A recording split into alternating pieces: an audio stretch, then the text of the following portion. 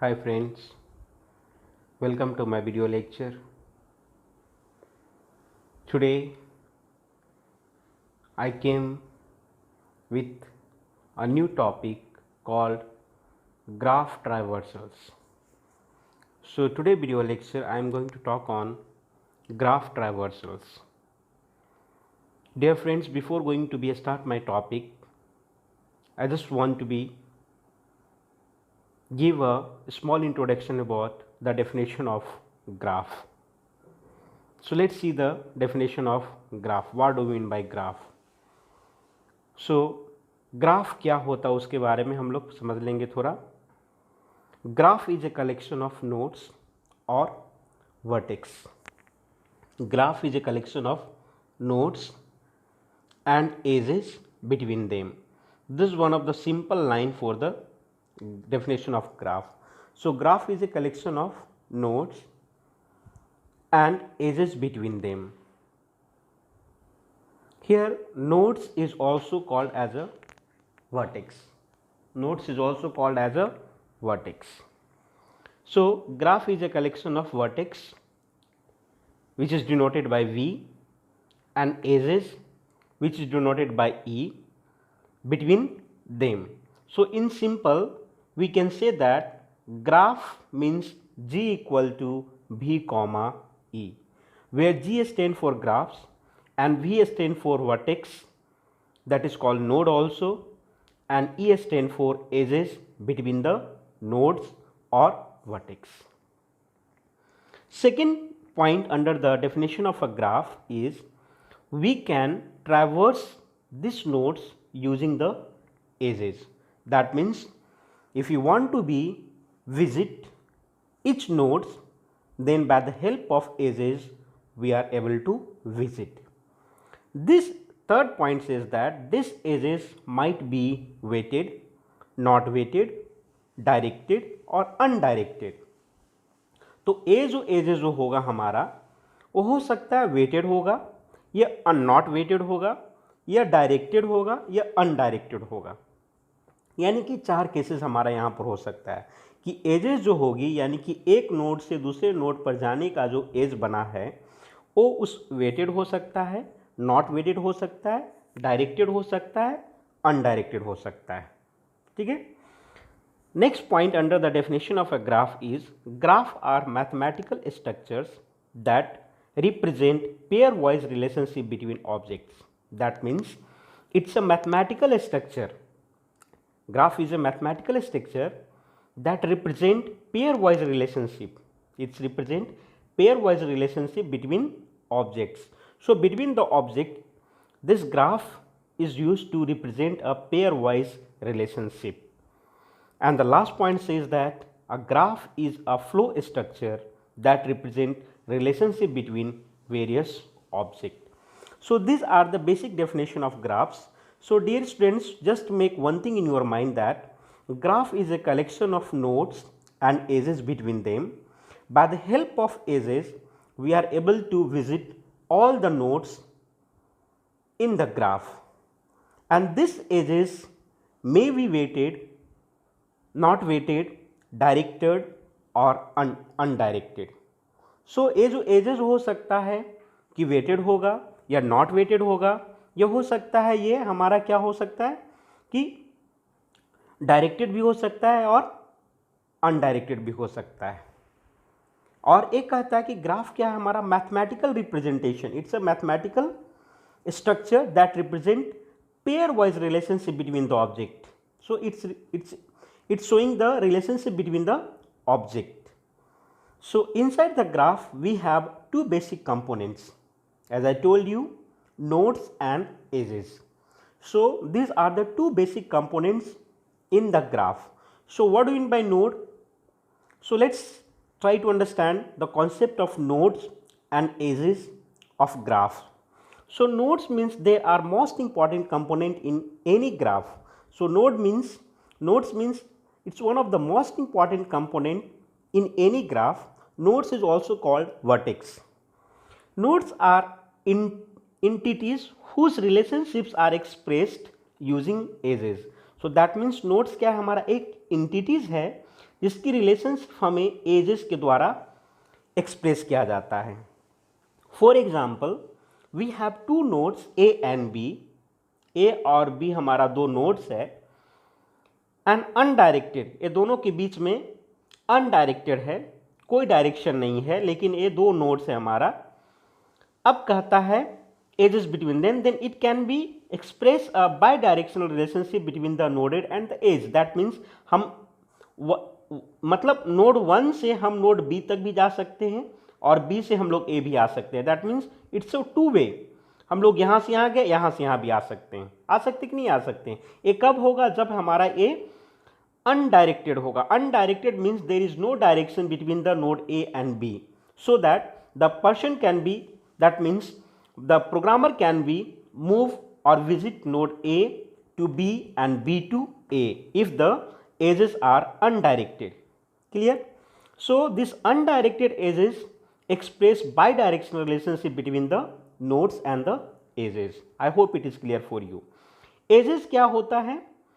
Edges means edges are the component that are used to express the relationship between various nodes in the graph. That, as I already told you, edges means it is used to express the relationship between the nodes. It is one of the important component of the graph like nodes, and this used to represent the relationship between the nodes in a graph. And edge between two nodes express a one way or two way relationship between the node. यानी कि दो node के बीच में जो as होते हैं, हमारे पास मान के चलिए एक नोड ए है और दूसरा नोड ए है। ए नोड का नाम ए दे दिए, ए नोड का नाम बी दे दिए। तो एज में हमको ए से बी तक जाना है हमें, तो कोई डायरेक्शन नहीं दिया है, तो हमारे एक चांसेस बनता है कि हम बी से ए भी आ सकते, एक चांसेस बनता है कि ए से हम बी भी जा सकते हैं। समझ रहे हैं? तो ए हमारा अनडायरेक्टेड ग्राफ का हो गया। अगर हमारा मान के चलिए एक केस ऐसा रहता, हमारा यहाँ पर एक ए है, दूसरा नोड ए है, इसका नाम ए दे दिए, इसका नाम हमने बी दे दिया, और हमारा जो इस टाइप से बना हुआ है, यानी कि ये डायरेक्टेड है। That means called one way relationship, यानी कि ए से बी हम जा सकते हैं लेकिन बी से ए हम लोग नहीं आ सकते हैं, and this is called one way relationship. I hope it is clear for you. Now dear friends, we have to go for our main topic, that is called graph traversals. So अभी हम लोग देखने जा रहे हैं graph ट्रावर्सल्स के बारे में। तो ग्राफ का डेफिनेशन क्या होता है मैंने बताया, नोड्स और एजेस क्या होता है वो मैंने आपके सामने रखा। अब हम लोग देखेंगे graph traversals. So graph traversals means visiting every vertex and edge exactly once in a well defined order. Dear friend, please kindly make a note here, exactly once।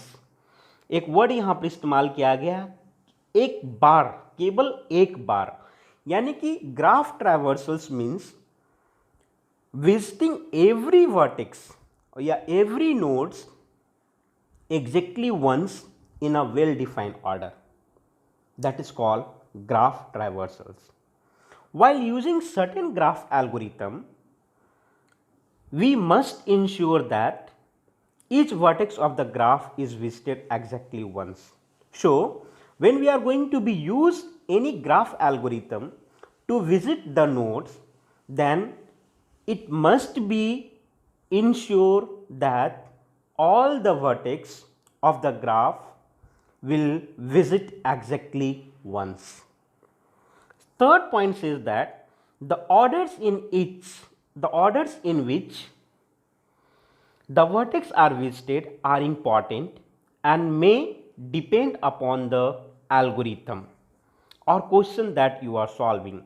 So order तो मतलब जो विजिट हमें करना है हर node को, वो depend करता है कि हम कौन सी एल्गोरिथम के द्वारा हम ये विजिट कर रहे हैं, और ये डिपेंड करता है कि किस तरह का हमारा क्वेश्चन पूछा गया है।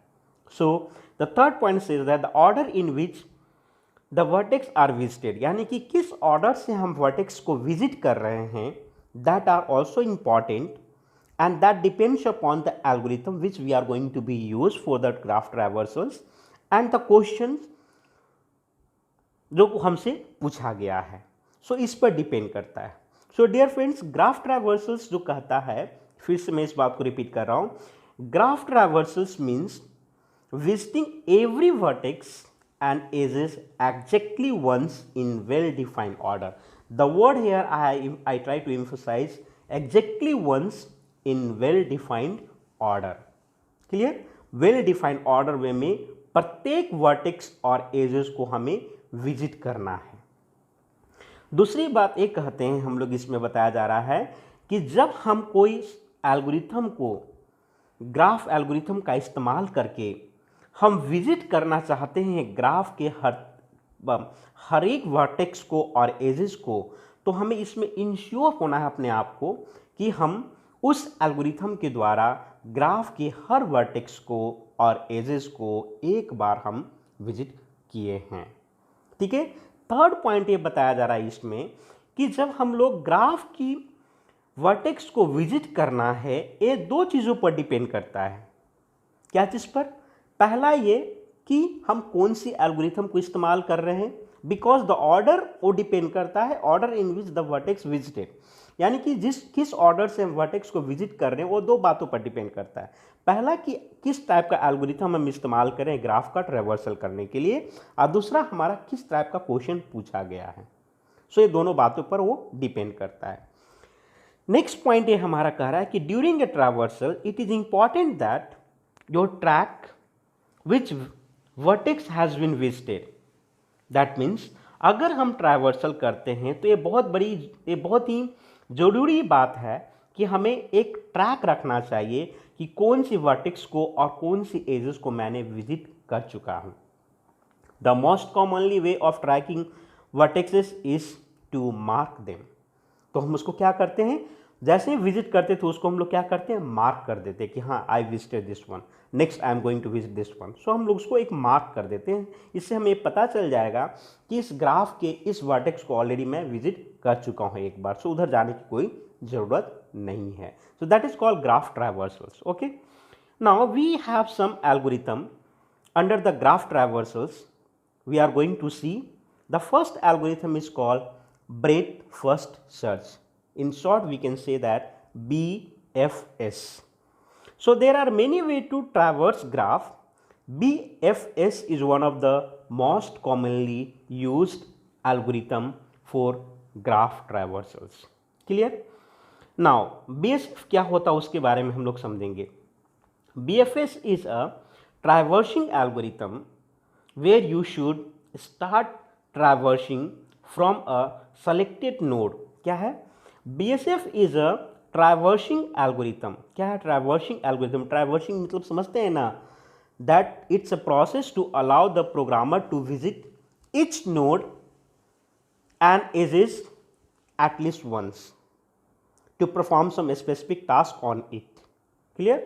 तो BSF is a traversing algorithm where you should start traversing from a selected node. यानी कि BSF क्या हमारा एक ट्रैवर्सिंग एल्गोरिथम है जिसके द्वारा हम ट्रैवर्सिंग को हम क्या करते हैं, शुरू करते हैं कोई भी एक सेलेक्टेड नोड से। ठीक है। अब वो कहता है and BSF traverse the graph layer wise. Second point क्या है, BFS traverse the graph layer wise. यहाँ पर दूसरा बात, यहाँ पर पहले तो ये बताया कि BSF हमारा एक ट्रैवर्सिंग एल्गोरिथम है जिसके द्वारा हम ग्राफ की हर वर्टेक्स को या हम कह सकते एजेस को हम लोग विजिट करते हैं, ट्रैवर्स करते हैं फ्रॉम एनी सेलेक्टेड नोड, कोई भी सेलेक्टेड नोड को, आइदर वो सोर्स नोड हो सकता है या स्टार्टिंग नोड हो सकता है।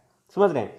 सेकेंड पॉइंट ये कहता है कि BSF क्या है, it's a traversing algorithm that allows to traverse the graph layer wise.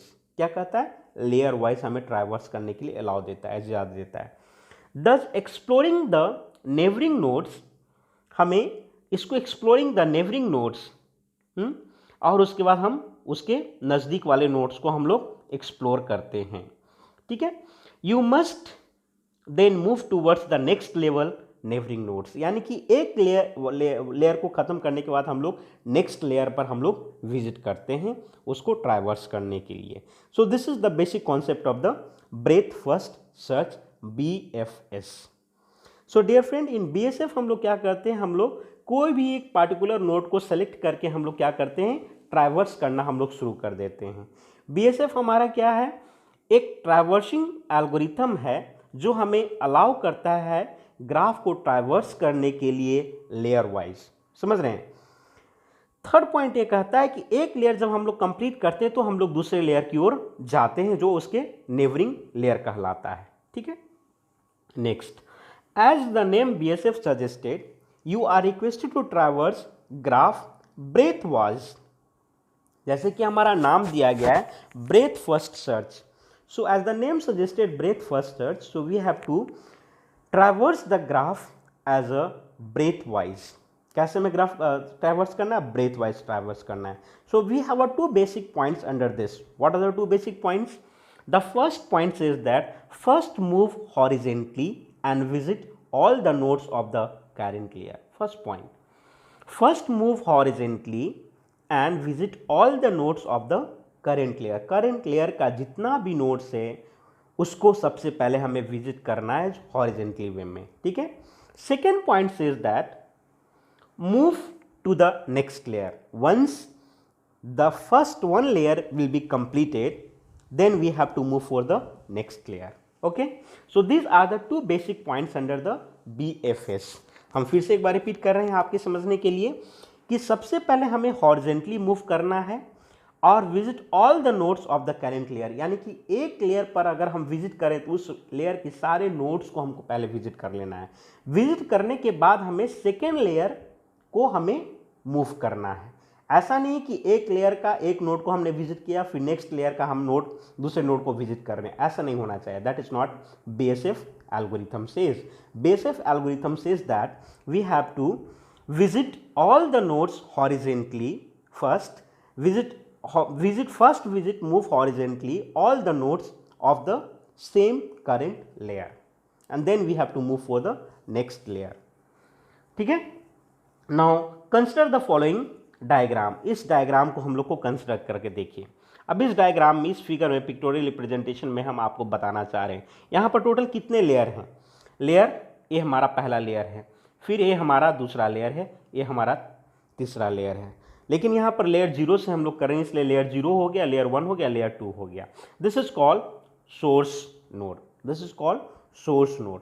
सो क्या कहता है हमारा BSF?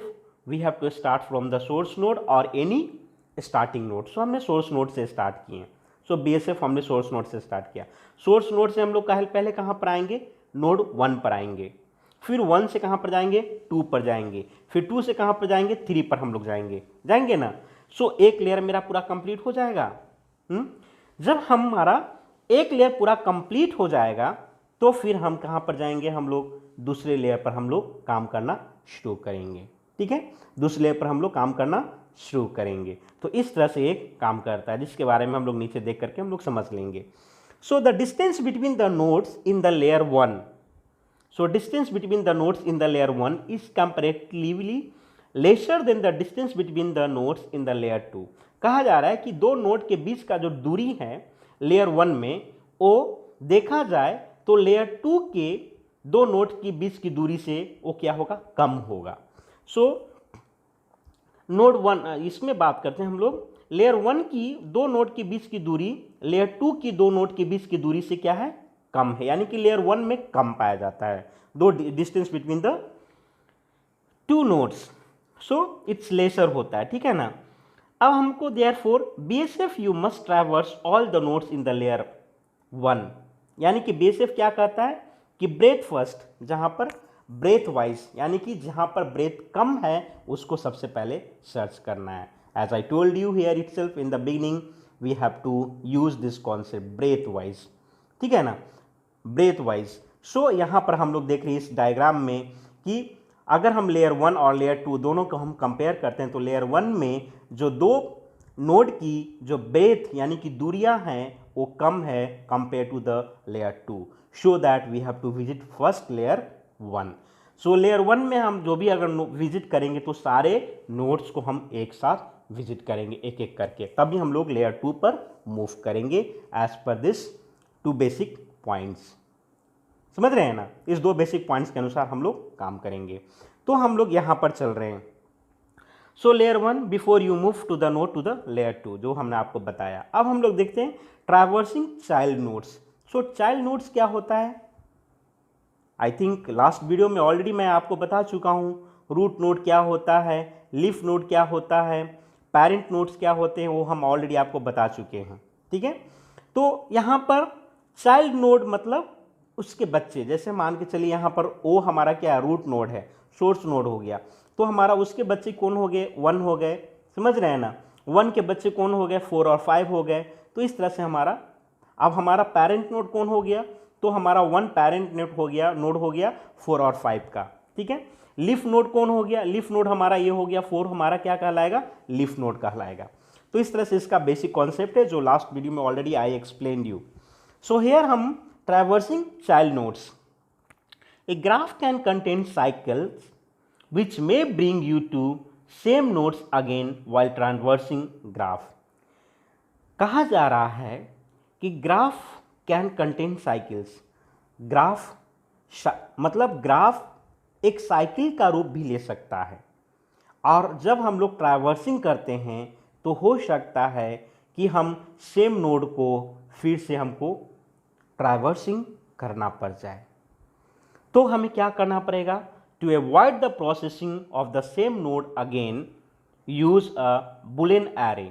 क्या कहा जा रहा है, use a boolean array which mark the node after it proceeds। क्या करना, हमें मार्क करना है, जब हम प्रोसीड करेंगे तो उसको हम लोग क्या करेंगे, मार्क कर देंगे। So dear friends, a graph can contain cycles and which may bring you, it's having a high chance to visit the same node again while traversing the graph। Then how we are going to avoid this one? To avoid the processing of the same node again, we have to use the concept of the Boolean array which marks the node after it proceed। हम proceed करने के बाद उस node को हम लोग क्या करते हैं, मार्क कर देते हैं। तो हमें पता चल जाएगा कि इस नोड को ऑलरेडी हम विजिट कर चुके हैं, तो हम लोग दोबारा वहां पर नहीं जाएंगे। ठीक है, while visiting the nodes in the layer of the graph, store them in a manner such that you can traverse the corresponding child nodes in a similar order। So जब हम लोग ग्राफ को विजिट करते हैं, यानी कि हम node मतलब नोड्स को विजिट करते हैं ग्राफ का लेयर पे, तो उसको हम लोग क्या करना है, स्टोर करना है। और इस तरह से स्टोर करना है कि हमें मतलब you can traverse the child node in a similar order, ये जिसको हमको ध्यान में रख करके स्टोर करना है।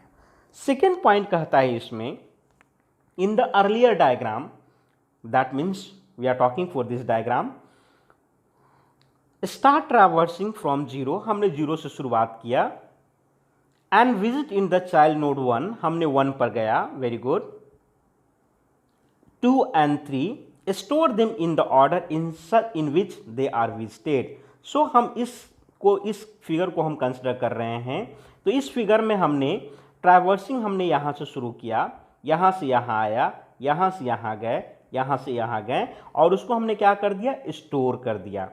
सेकेंड पॉइंट यही इसमें कहता है, and store them order in which they are visited, जिस ऑर्डर में मैंने विजिट किया, यानी कि 0 से 1, 1 से 2, 2 से 3 गया, तो ये हमारा ऑर्डर हुआ।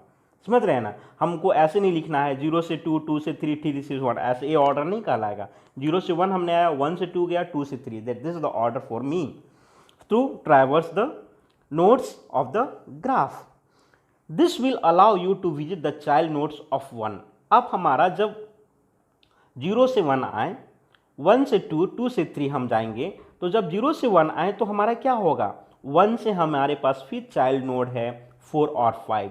सो the child nodes of 1, 4 and 5, then child node of 2, 6 and 7, child node of 1, 1 के साथ कितना 2 जुड़ा हुआ है ना, 4 और 5, फिर 2 के साथ कितना जुड़ा है, 6 और 7 जुड़ा हुआ है ना, just become the child node, and the child node of 3 is 7 only। So 7 is the child of 2 and 7 is the child of 3। So दोनों का ही है 7 हमारा child कहलाएगा। ठीक है, so this is second point जो आपको बताना चाह रहा। सेकेंड पॉइंट हमारा ये क्या है, ये हमारा उस ग्राफ से रिलेटेड था। आई hope it is clear for you. To make this process easy, third point, I am talking to third point. To make this process easy, use a concept of queue to store the node and mark it as visited until all its neighbors are marked. यानी कह रहा है यहाँ पर कि जब हम लोग प्रोसेस को आसान करने के लिए हम लोग क्यू कॉन्सेप्ट का यहाँ पर इस्तेमाल कर लें, और जब हम लोग नोड्स को विजिट करते हैं तो उसको हम लोग क्या कर दें, मार्क कर दें। समझ रहे हैं ना, उसको हम लोग मार्क कर दें कि yes I visited this node. Queue follow, as we know that the concept of the queue follows the principle first in first out. समझ रहे हैं ना, first in first out principle पर एक काम करता है। Dear friends, already I have given one video regarding the queue and its operation. So उसमें मैंने क्लियर बताया था कि क्यू क्या होता है, कौन सी ऑपरेशन पर काम कर, क्या क्या ऑपरेशन है, क्या इसकी प्रिंसिपल है, सब कुछ मैं उस लास्ट वीडियो में बता चुका हूँ। यहाँ पर बताया जा रहा है कि मैं क्यू कॉन्सेप्ट का इस्तेमाल कर रहा हूँ, और हम लोग जानते हैं कि क्यू कॉन्सेप्ट जो होता है हमारा, वो कौन प्रिंसिपल पर काम करता है, first in first out principle पर काम करता है। Therefore the neighbours of the node will be visited in the order in which they are inserted in the node. और जैसे जैसे हम लोग विजिट करेंगे वो सारे नोड को मार्क करेंगे और उसको हम लोग क्यू में क्या करेंगे, इंसर्टेड करते चले जाएंगे। And the node that was inserted first will be visited first and so on. आज जब हम लोग क्यू कॉन्सेप्ट का इस्तेमाल करेंगे तो जिस नोड को हम सबसे पहले विजिट करते हैं किए थे वो नोड हमारा सबसे पहले होगा। सो that is the concept of the Q. समझ रहे हैं, तो एक थर्ड पॉइंट यहाँ पर बताया गया। तो डियर फ्रेंड्स, यहाँ पर हम लोग ट्रैवर्सिंग चाइल्ड नोड्स के अंदर में हमने 3 बेसिक पॉइंट्स को देखा। पहला पॉइंट में मैंने ये कहा कि ग्राफ हमारा साइक्लिक भी हो सकता है। अगर हमारा वो साइक्लिक हो जाएगा तो ये हाई चांसेस बनता है कि एक नोड को फिर से हमें विजिट करना पड़ जाए। तो इस तरह की प्रॉब्लम को हमें अवॉइड करने के लिए हम लोग एक कॉन्सेप्ट को इस्तेमाल करना जिसको हम लोग बोलते हैं बुलन एरे। उसमें क्या कहता है कि जिस नोड को हमने विजिट किया उसको हमने मार्क करके रख देना है। ठीक है। सेकेंड हमारा ये कहता है, सेकेंड पॉइंट ये कह रहा है कि हम इस ग्राफ को हमने ऑलरेडी जो हमारा इमेज है उसको हम लेकर के एक्सप्लेन करना चाह रहे हैं। जो हमारा सोर्स है, हमने मतलब ट्रैवर्सिंग हमने 0 से शुरू किया, तो हम उसके बाद 0 से करने के बाद हम लेयर 1 पर काम करेंगे। लेयर 1 पर हम 1 2 3 ऑल 3 नोड्स को हम लोग विजिट करेंगे। फिर नोड 1 का 2 चाइल्ड है उसको विजिट करेंगे, फिर नोड 2 का 2 चाइल्ड उसको विजिट करेंगे, फिर नोड 3 का चाइल्ड उसको विजिट करेंगे। ठीक है, इस तरह से काम करता है। थर्ड पॉइंट ये कहता है कि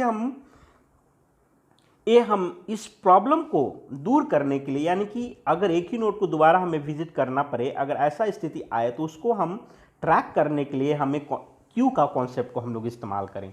क्यू कॉन्सेप्ट में क्या होता है, first in first out. That means जो नोड को हम विजिट कर रहे हैं उसको हम क्यू में मार्क करके स्टोर कर लें। फिर जो उसके बाद जो नोड को हम विजिट करेंगे उसको फिर हम क्यू में मार्क करके स्टोर कर ले। इसलिए हमारा क्यू में सारा शो करता रहेगा कि किस नोड को हमने कब विजिट किया था। So first in first out. So हमें पता चल जाएगा कि सबसे पहले हम किस नोड से शुरुआत किए थे और अभी हम किस जगह पर हैं। So by the help of queue we are able to easily identify the visited nodes. ठीक है, अब देखिए हमारा एक सूडो कोड है, उसको हम लोग समझेंगे कि सूडो कोड ऑफ BSF।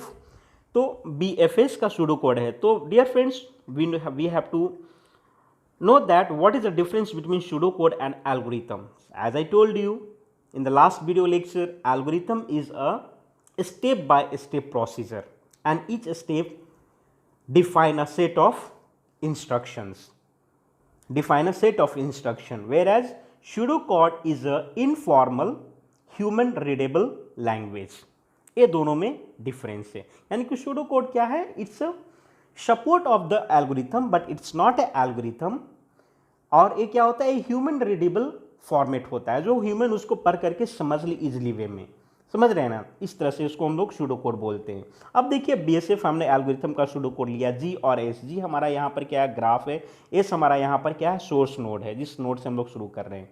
हम यहाँ पर क्यू कॉन्सेप्ट का इस्तेमाल किया है, जो हमारा क्यू से डिनोट किया जा रहा है। क्यू डॉट इन क्यू यहाँ पर किया गया है। इन क्यू क्या हमारा एक इन क्यू क्या है, enqueue is one of the basic operation of a queue. In queue operation allows the programmer to insert an element into the array। यानी कि इनक्यू क्या है, इनक्यू हमारा एक बेसिक ऑपरेशन है क्यू का, जिसके द्वारा हम लोग क्या करते हैं, एलिमेंट को इंसर्ट करते हैं या डेटा को हम लोग इंसर्ट करते हैं क्यू में। समझ रहे हैं ना, क्यू में इंसर्ट करना या ऐड करना। ठीक है, तो हमारा ये इनक्यू ऑपरेशन हमने यहां पर ले लिया। ठीक है, मार्क एज विजिटेड, जो भी हमने विजिट किया उसको हमने मार्क कर दिया। While queue is not empty, अगर क्यू हमारा इम्प्टी नहीं है तो हमारा क्या होगा, इम्प्टी नहीं है means queue having some element. समझ रहे हैं ना। अब हमारा v equal to dequeue dot dequeue, queue dot dequeue, dequeue क्या होता है हमारा, again it's one of the basic operation of a queue. Dequeue means remove या डिलीट द आइटम और element from the Q. So InQ or DQ, these are the two basic operations of a queue. InQ allows the programmer to insert an item in the queue, and DQ allows the programmer to delete or to remove the atom from the queue.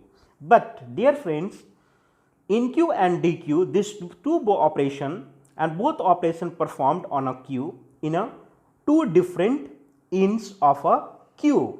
So InQ can be performed by rear end and DQ can be performed by front end।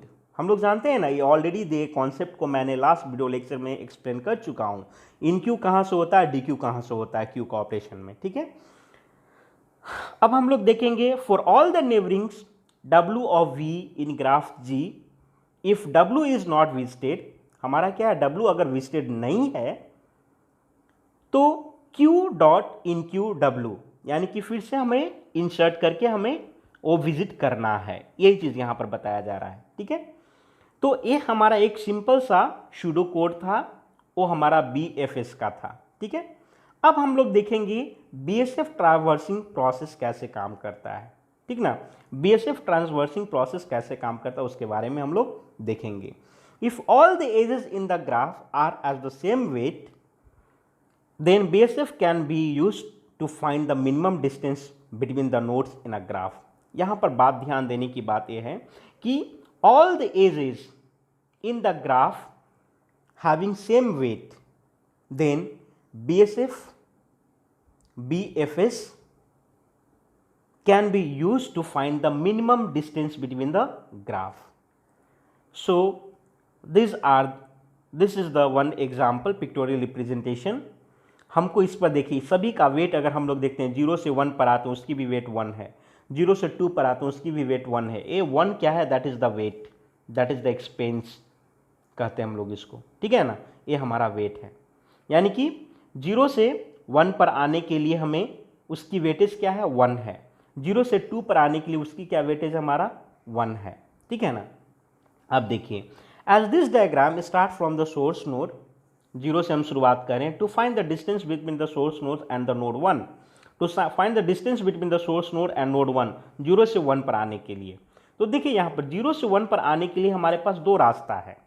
ठीक है, 0 से 1 पर आने के लिए direct हम लोग ऐसे भी आ सकते हैं,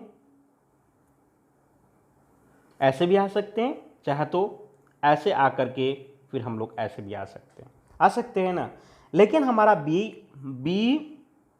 BFS क्या कहता है, मिनिमम कॉस्ट, यानी कि मिनिमम डिस्टेंस हमें कवर करना है। तो हमारा अगर 0 से 1 आते हैं तो हमारा कितना है, केवल 1 है, यानी कि वेटेज 1 लग रही है हमारा, यानी कि एक्सपेंस 1 रुपया मेरा हो रहा है, ऐसे समझिए आप। ठीक है, लेकिन अगर हम 0 से 2 और 2 से फिर 1 आ रहे हैं तो हमारा यहाँ पर एक्सपेंस हमारा 2 रुपया हो जा रहा है, क्योंकि 1 + 1 हमारा ऐड हो जा रहा है। समझ रहे हैं। सो BSF हमेशा ये कहता है कि we should be always follow the minimum cost. ठीक है, so you do not follow the BSF algorithm. अगर हम लोग फॉलो नहीं करते हैं तो हमारे पास क्या है, 0 से 2 पर गए, 2 से 1 पर भी आ सकते हैं। You can go from source to node 2 and node 1. This approach will calculate the distance between the source node and the node 1 whereas 2, whereas the minimum distance is exactly 1 हमारा, लेकिन मिनिमम डिस्टेंस तो exactly 1 है।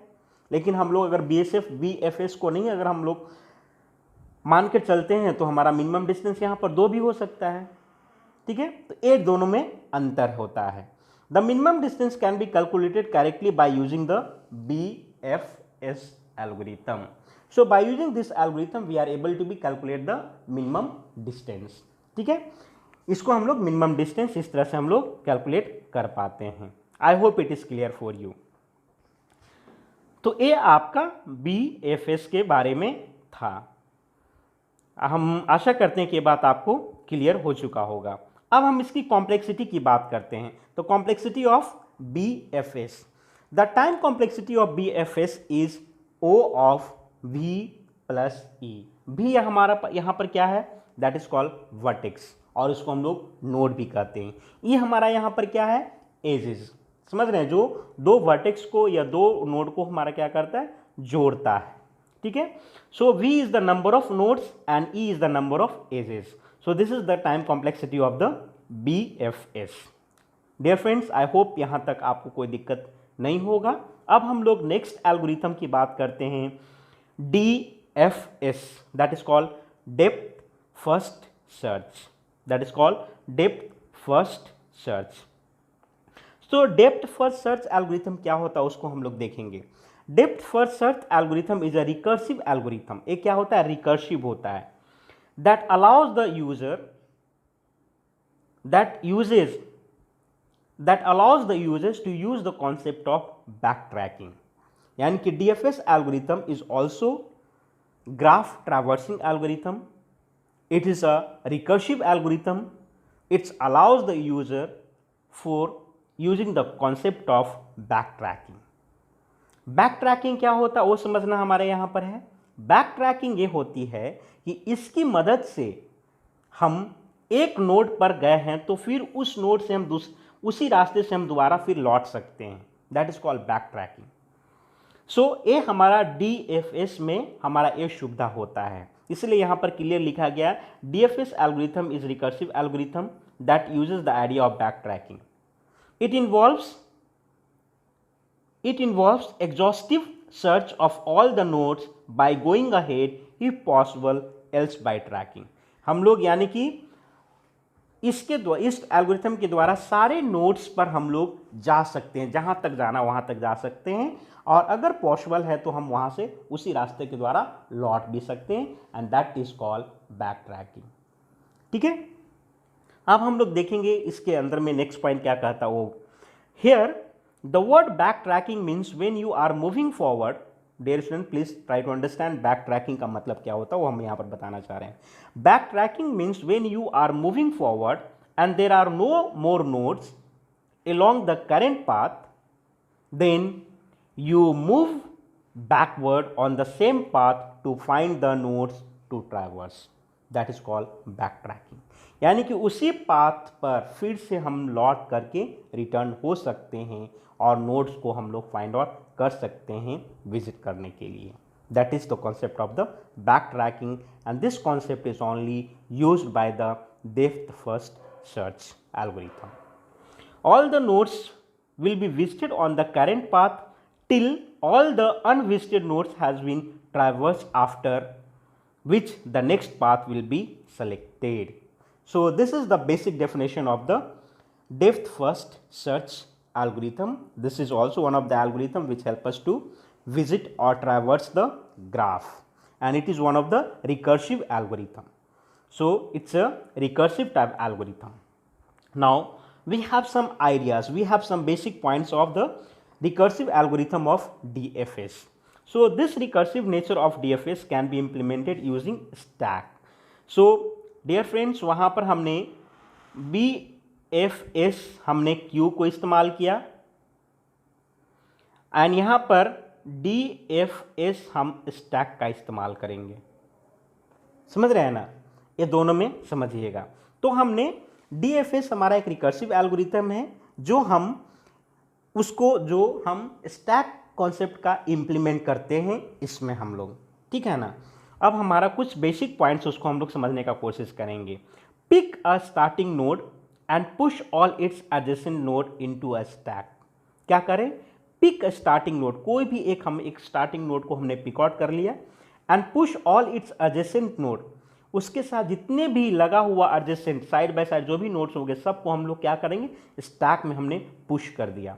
Push means to add, clear. So push यहां पर एक word है, push एक basic operation है स्टैक का, समझ रहे हैं ना। Push is also one of the basic operation of the stack which allows the programmer to add the element in the stack, ठीक है।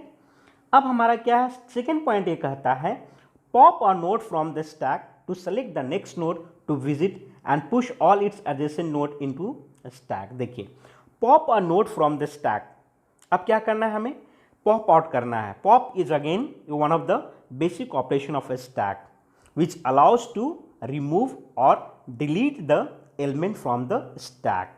so यहाँ पर क्या करना है, pop a node from the stack, stack से node को हमको pop out करना है to select the next node to visit, यानी कि पॉप आउट करके हमारा नेक्स्ट नोड क्या है उसको सेलेक्ट करना है और उसके ऊपर हमको विजिट करना है and push all its adjacent node into the stack.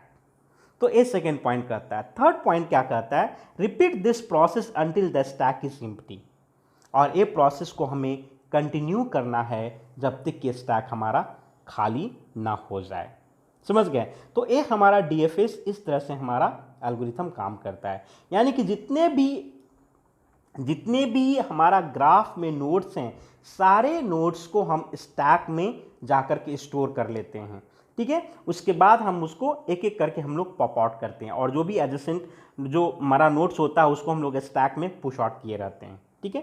तो इस तरह से हमारा ये काम करता है। So this are the 3 basic points under the DFS. I hope it is clear for you. So फिर से मैं एक तीनों पॉइंट को मैं बता रहा हूँ। पुश पिक मतलब क्या कह रहा है, एक स्टार्टिंग नोड को पिक करना है और फिर हमें सारे नोड को हमको क्या करना है, पुश कर देना है स्टैक में जो भी उसके एडजेसेंट नोड होंगे। सेकेंड पॉइंट क्या कर रहा है, पॉप करना है एक नोड को जो हमारा स्टैक में था और दूसरे नोड को हमें सेलेक्ट करना है विजिट करने के लिए, ठीक है। और जब हम उसको विजिट करने के लिए सेलेक्ट कर रहे हैं तो उसके एडजेसेंट में जितने भी नोड हैं उस सबको हमको स्टैक में पुश आउट कर देना है, ठीक है।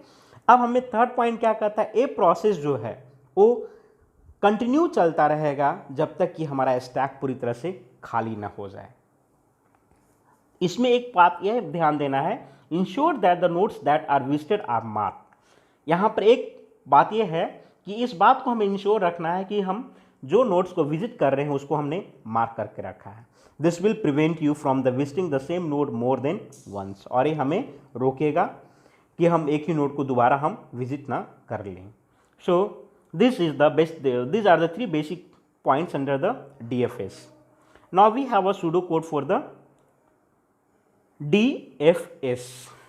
So DFS is iterative in nature. Now G stand for graph and S stand for the source, vertex और node. Let S be the stack.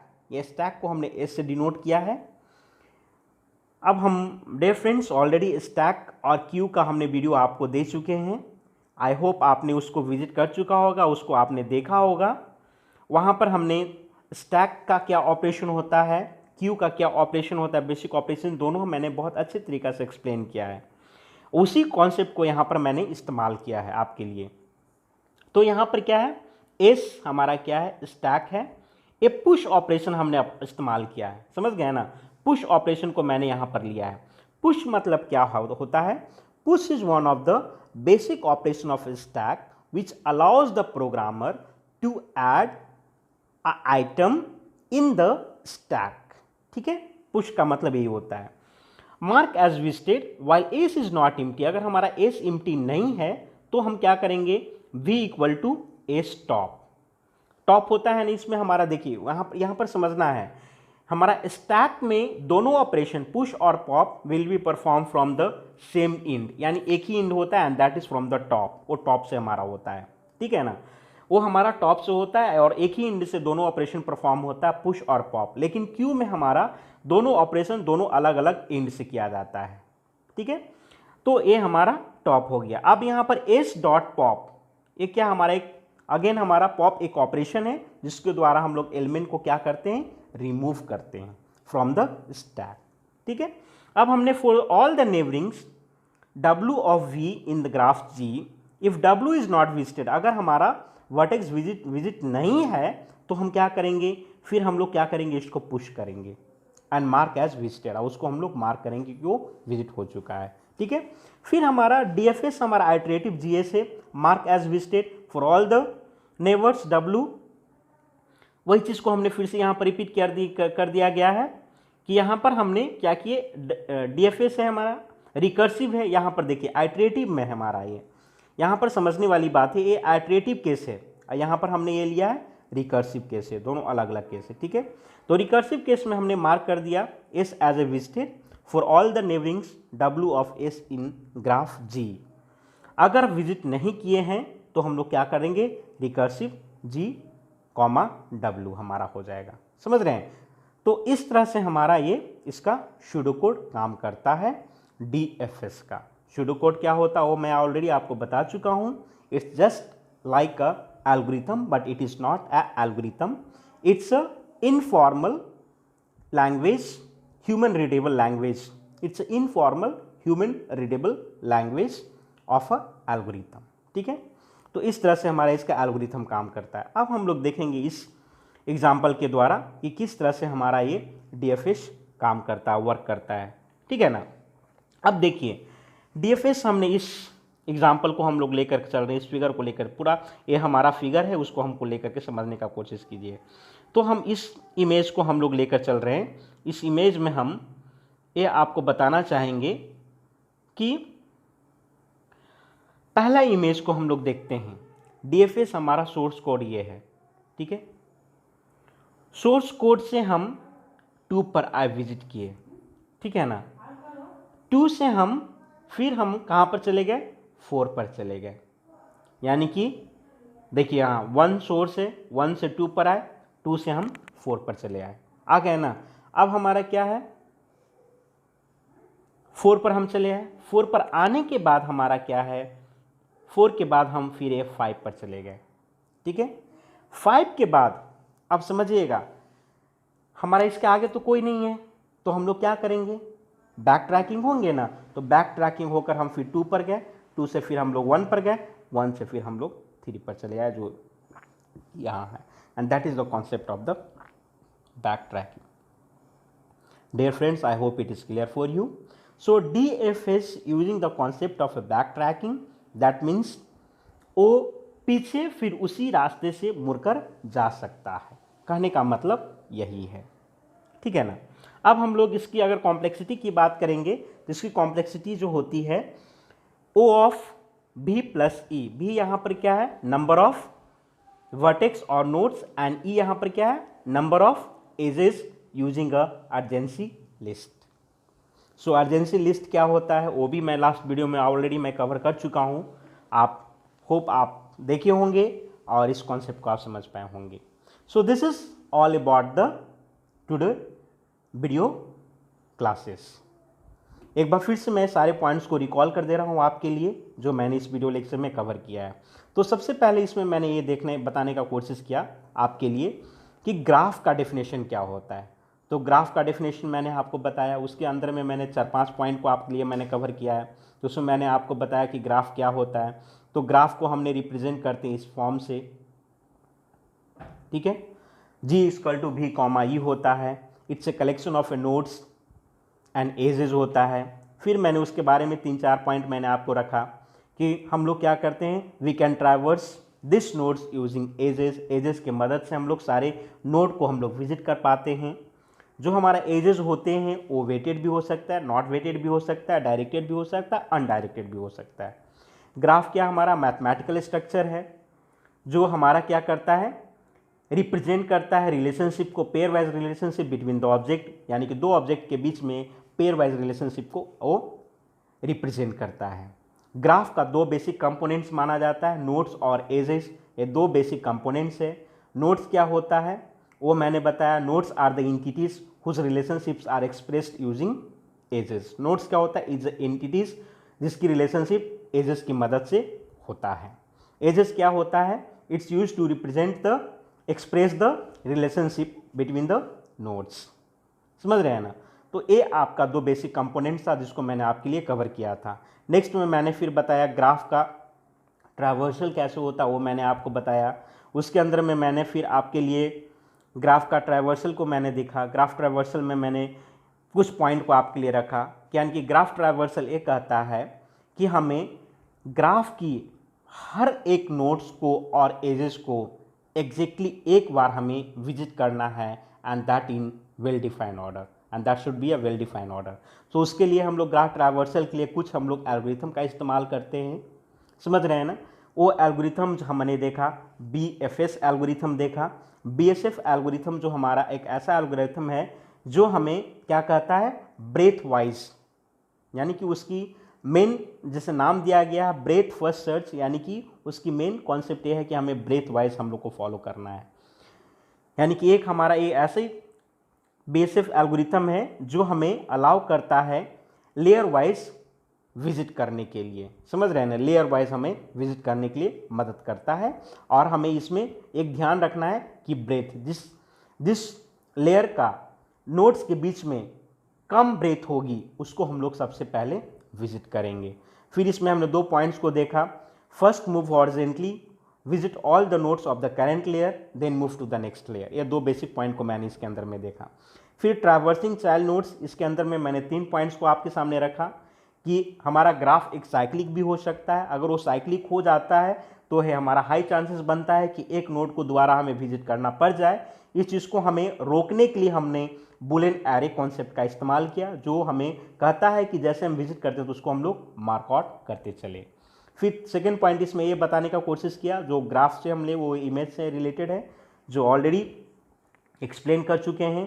Third point ये है कि हमने यहाँ पर जो कह रहे हैं कि हम क्यू कॉन्सेप्ट का इस्तेमाल करके हमें विजिट करना चाहिए ग्राफ को, क्योंकि क्यू कॉन्सेप्ट में ये होता है कि first in first out principle पर काम करता है, और जो हम नोड को विजिट कर रहे हैं उसको हम अपने क्यूब में जाके स्टोर कर लें तो हम लास्ट में हम लोग देख सकते हैं कि किस नोड से हम शुरुआत किया था। ठीक है, ये 3 पॉइंट इसमें मैंने देखा। फिर मैंने सूडो कोड देखा। अब BFS ट्रैवर्सिंग प्रोसेस को मैंने देखा यहाँ पर, तो एग्जाम्पल के थ्रू मैंने ये बताने का आपको कोशिश किया कि BFS ये कहता है कि हमें मिनिमम डिस्टेंस कवर करना है, minimum distance between the node. तो minimum distance between the node हमारा कब BFS उसी पर काम करता है। तो अगर हमें 0 से 1 पर आना है तो हम ए भी एक हमारा रूट है और ए भी हमारा एक रूट है, लेकिन हमारा मिनिमम डिस्टेंस क्या होगा, 0 से 1 आने के लिए डायरेक्ट हमारा 1 है, नहीं तो वो 0 से 2 पर आएंगे, 2 से 1 पर आएंगे तो हमारा वो 2 डिस्टेंस हो जाएगा, वो मिनिमम डिस्टेंस नहीं कहलाएगा हमारा। तो ये BFS कहता है। अब हमने उसकी कॉम्प्लेक्सिटी की बात की हमने, तो कॉम्प्लेक्सिटी में मैंने ये देखा कि उसकी कॉम्प्लेक्सिटी जो होती है O of B plus E, that where V is the number of nodes and E is the number of edges.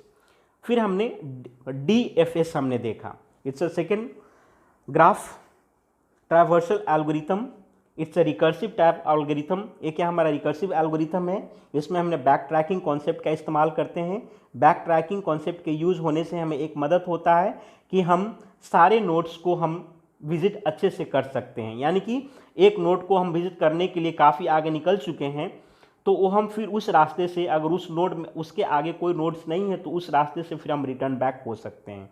तो that is called back trekking, यानी कि सेम पाथ को हम फॉलो करके हम पीछे की ओर हम आ सकते हैं। अब बैक ट्रैकिंग जो है हमारा स्टैक कॉन्सेप्ट को इस्तेमाल करता है, और स्टैक में हमने देखा पुश और पॉप ऑपरेशन का यहाँ पर इस्तेमाल किया गया है। ठीक है, इसका सूडो कोड मैंने देखा। फिर फाइनली मैंने एग्जाम्पल के थ्रू आपको बताने का कोशिश किया कि बैक ट्रैकिंग कॉन्सेप्ट जो हमारा DFS में किस तरह से काम करता है, तो इस इमेज के द्वारा हम आपको क्लियर कर पाए, समझा पाए आपको। फिर इसकी हमने कॉम्प्लेक्सिटी के बारे में आपको बताया कि जो टाइम कॉम्प्लेक्सिटी इसकी क्या होता है DFS का, तो O of B plus U होता है, and V is the number of vertex and E is the number of edges which is covered by the DFS algorithm using a adjacent list. I hope it is clear for you. मैं आशा करता हूँ कि ये video आपके लिए लाभदायक होगा और ये सारे कॉन्सेप्ट को आप समझ पाए होंगे। Thank you.